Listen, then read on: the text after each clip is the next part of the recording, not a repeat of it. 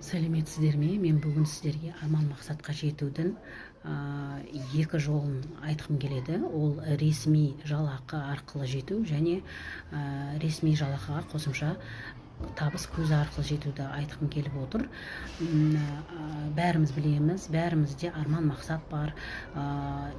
Жақсы көлік мінгіміз келеді, өзіміздің үйіміз болғанын қалаймыз, отбасымызбен саяхаттағанды қалаймыз. Бірақ ол арманға жету әрине мақсат және әрекет керек.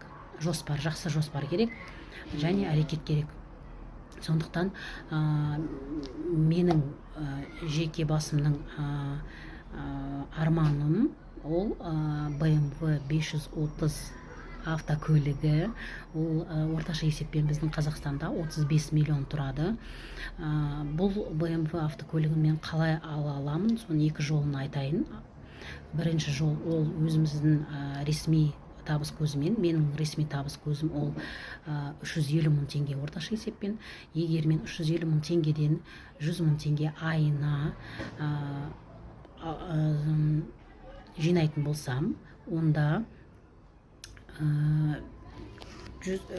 мың теңгеден айына жинайтын болсам, мен 29 жылда жетеді екенмін. Бұл арманыма ол өте көп, өте ұзақ деп санаймын. Сондықтан екінші жолын қарастырайық. Ол яғни біздің саяхатшылар клубы арқылы.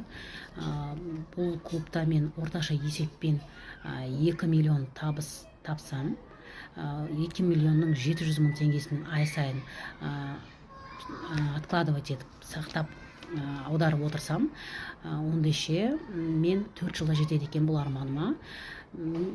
Маған осы армандыға жету осы жолы тиімді және тез деп санаймын. Бірінші жолы өте ұзақ. 29, мен қазір 38 жастамын. Ол ұзақ уақыт болып кетеді.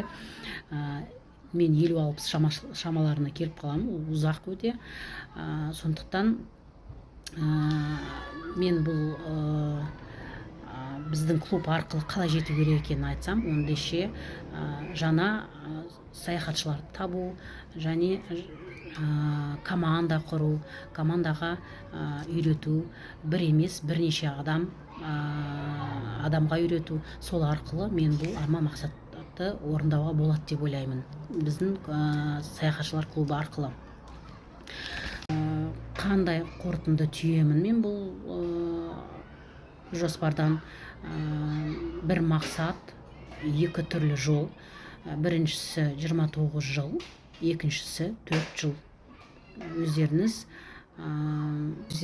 қандай жол тиімді екендігін салыстырып көріңіздер.